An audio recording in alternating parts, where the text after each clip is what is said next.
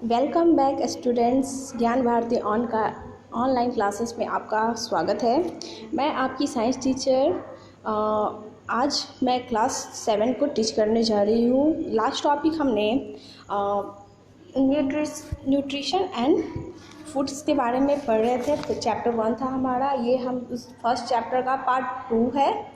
और last class में मैंने ऑटोट्रॉफिक्स के बारे में बताया था, जिसमें प्लांट्स आते हैं और उनका फोटोसिंथेसिस कैसे होता है उसके बारे में जाना था। और आज हम लोग अब फोटोसिंथेसिस से कुछ एक्सपेरिमेंट करके देखेंगे कि उस समय क्या क्या होता है। जैसे कि पहला है हैंड्स ऑन #1 में आपका एक एक्सपेरिमेंट है to show that the plants produce oxygen during photosynthesis.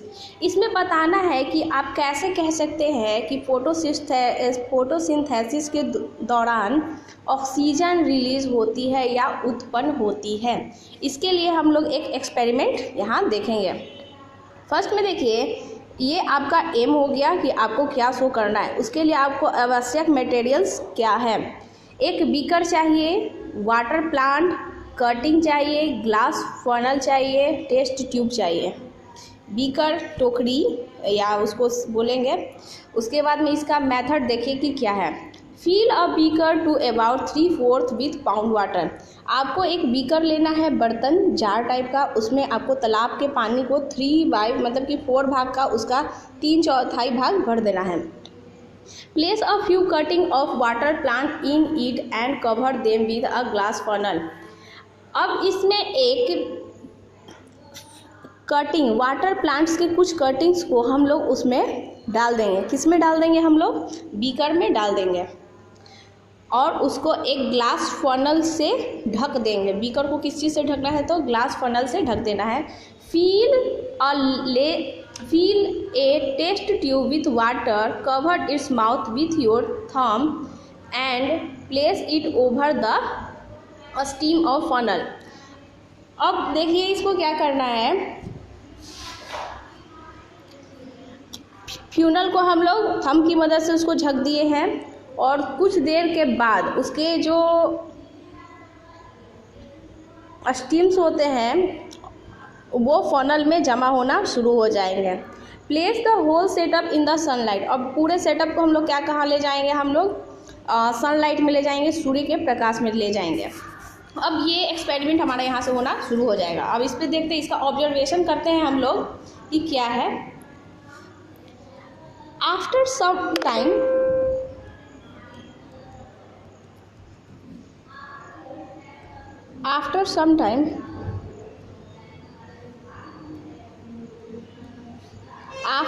Time bubble of a glass starting from the leaves are found moving into the test tube. When the test tube is filled with the gas, remove it from the beaker and bring a glowing splinter near its mouth.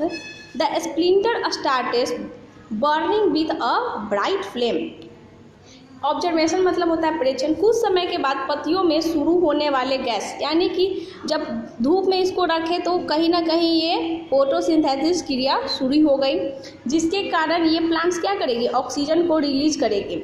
और वही oxygen जो test tube था उस पर जाके जो एक funnel ऊपर से हम लोग ये इसको लगाया है, इसमें वो ऑक्सीजन गैस क्या हो जाएगी? जाकर जमा हो जाएगी।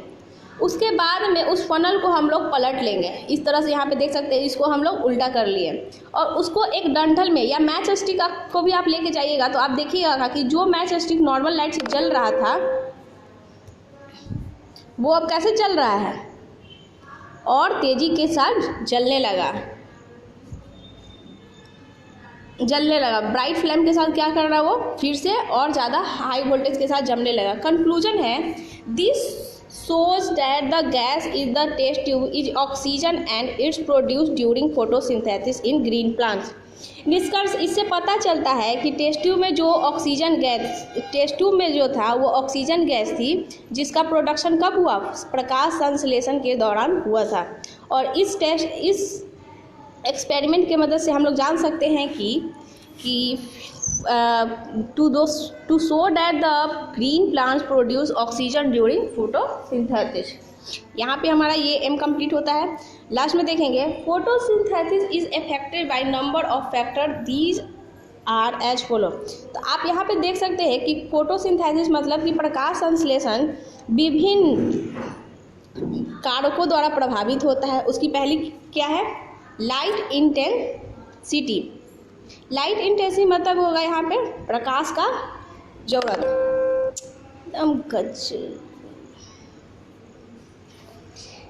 As the light intensity is increase the rate of photosynthesis occurs. जब प्रकाश बढ़ता है तो फोटोसिंथेसिस की क्रिया भी और तेजी से होती है।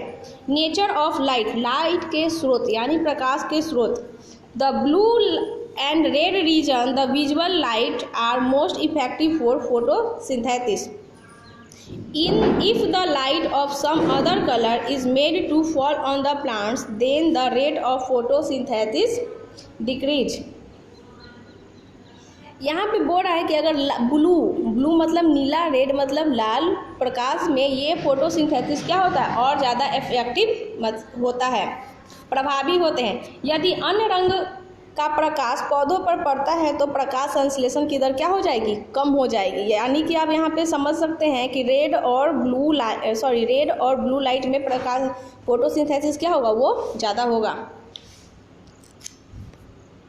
नेक्स्ट है carbon dioxide and water. Poor ability of carbon dioxide and water lowers the rate of photosynthesis. अगर पानी कम है और कार्बन डाइऑक्साइड की मात्रा कम है तो उस पर भी क्या पड़ेगा? प्रकाश संश्लेषण का इफेक्ट पड़ेगा, प्रकाश संश्लेषण पे इफेक्ट पड़ेगा और उनको प्रॉब्लम होगी। किसको? पेड़ पौधों को।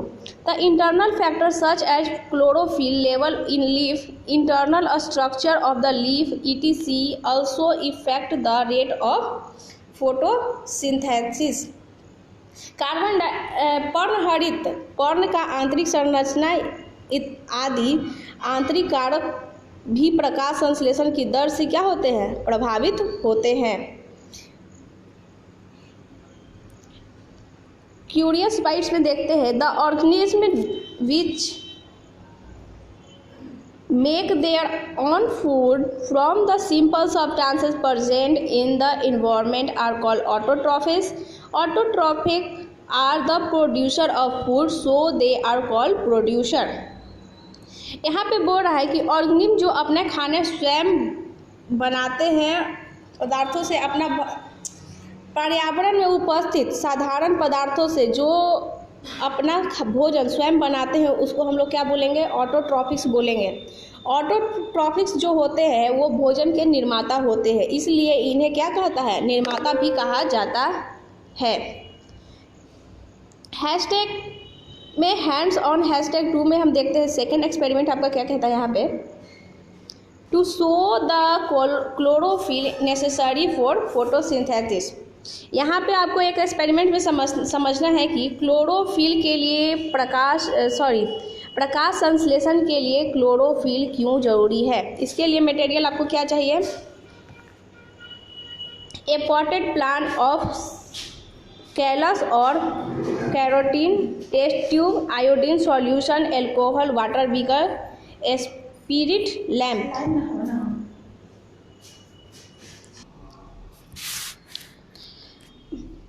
मेथड में देखते हैं। फर्स्ट में दिया है discharge a potted plant of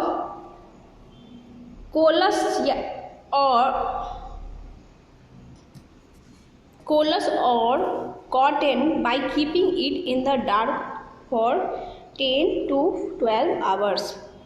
कोलस या कॉटन के गमले में लगे हुए पौधों को हम लोग को 10 से 12 घंटों तक अंधेरे में रखकर इसको थोड़ा सा नष्ट करना है। Now take the plant to sunlight for a few hours. अब कुछ घंटों के लिए षड्यंत्र को, मतलब कि जो हमारा प्रोजेक्ट है उसको धूप में ले जाना है। Remove 1 or 2 leaves from the plant, absorb the green and non-green lesions in the leaf। पौधों से 1 या 2 पत्तियां हटाना है। पौधों में हरे और गहरे क्षेत्रों के निरीक्षण को करना है। Place the leaf in test tube with the alcohol Keep the test tube containing alcohol in water bath and allow it to heat.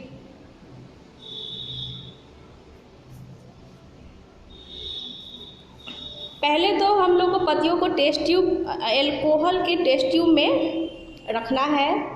Keep the test tube containing alcohol. अब इसको क्या करना है, हम लोग को हीट करना है और पानी से पहले तो इसको अल्कोहल में डालना है, फिर उसको वहाँ से निकाल के फिर इसको हम लोग आयोडीन में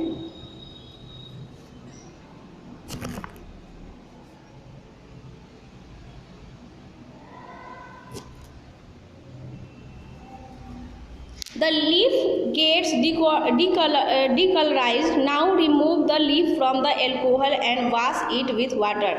अब इसको अल्कोहल से निकाल के हम लोग को पत्तियों को क्या करना है, अल्कोहल से निकाल लेना है, फिर उसको नॉर्मल पानी से वॉश कर लेना है। Take the leaf and pour iodine solution over it. अब इसको हम लोग आयोडीन के घोल में यानी नमक के घोल में इस पत्तियों को रख देना है, छोड़ देना है। One part of the leaf turns blue black while the other part does not. पत्ती का एक हिस्सा नीला काला हो जाएगा और अदर पार्ट दूसरे भाग पे कोई इफेक्ट नहीं पड़ेगा। ऑब्जर्वेशन में आपका देखना है, the part of the leaf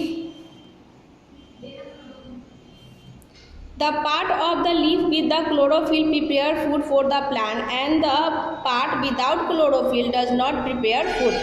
आप देखेंगे कि इसमें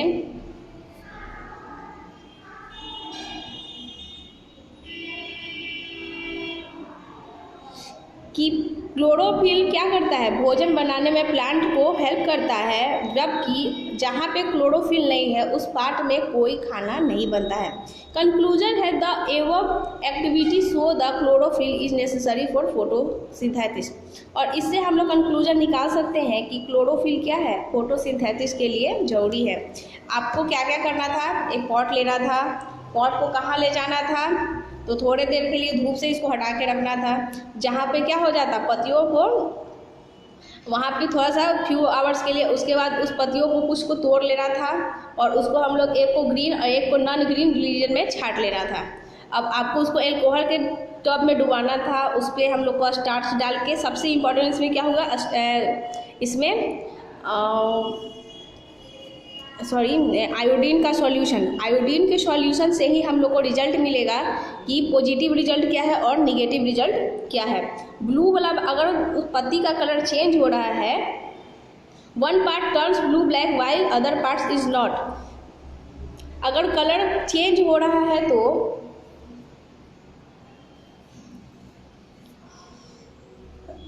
वहाँ पे हम लोग को ये पता चलेगा कि वहाँ पे क्लोरोफिल है। और अगर खाना बन रहा है, अगर कलर चेंज नहीं होता है तो वहाँ पे खाना क्या हो रहा है, नहीं बन रहा है।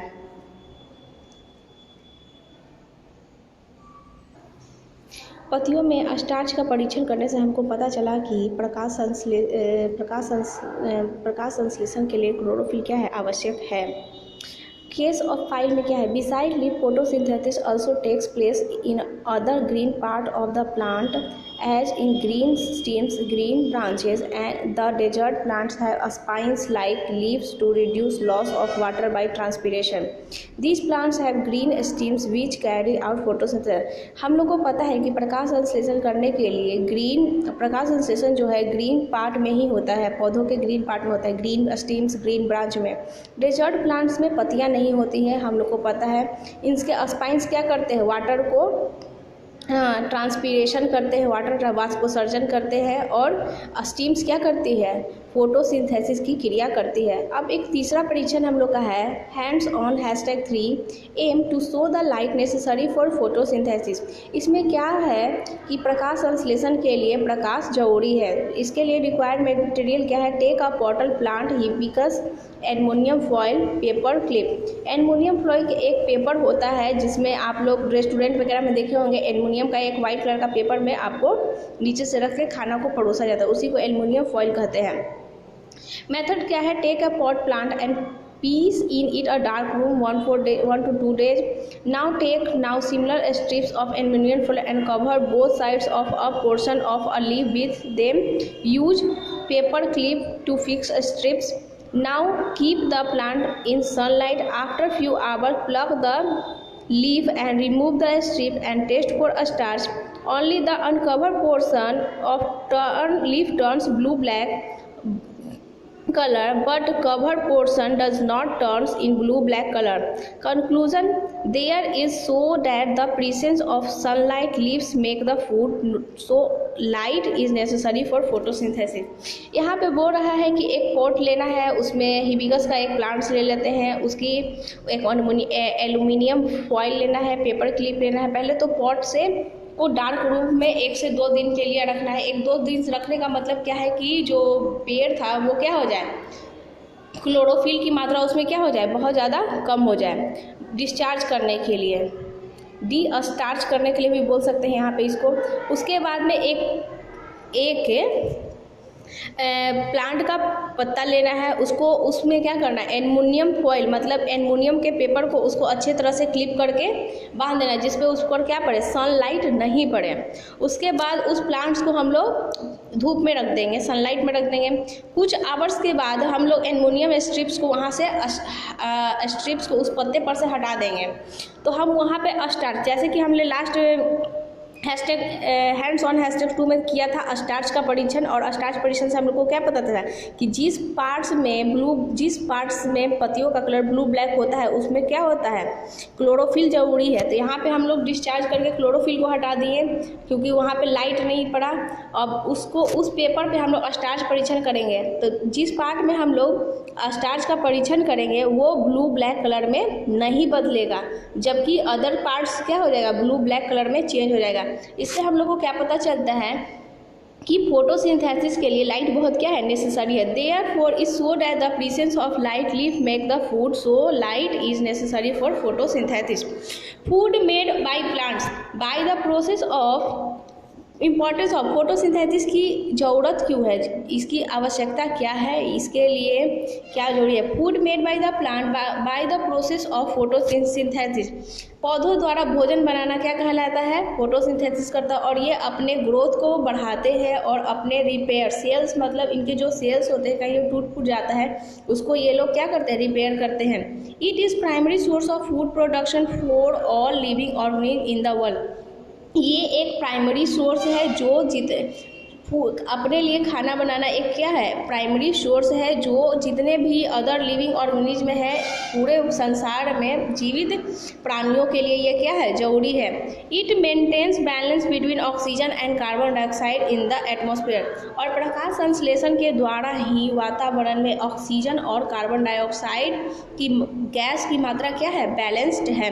अब नेक्स्ट क्लास में हम लोग नेक्स्ट टॉपिक पे आएंगे। Thank you.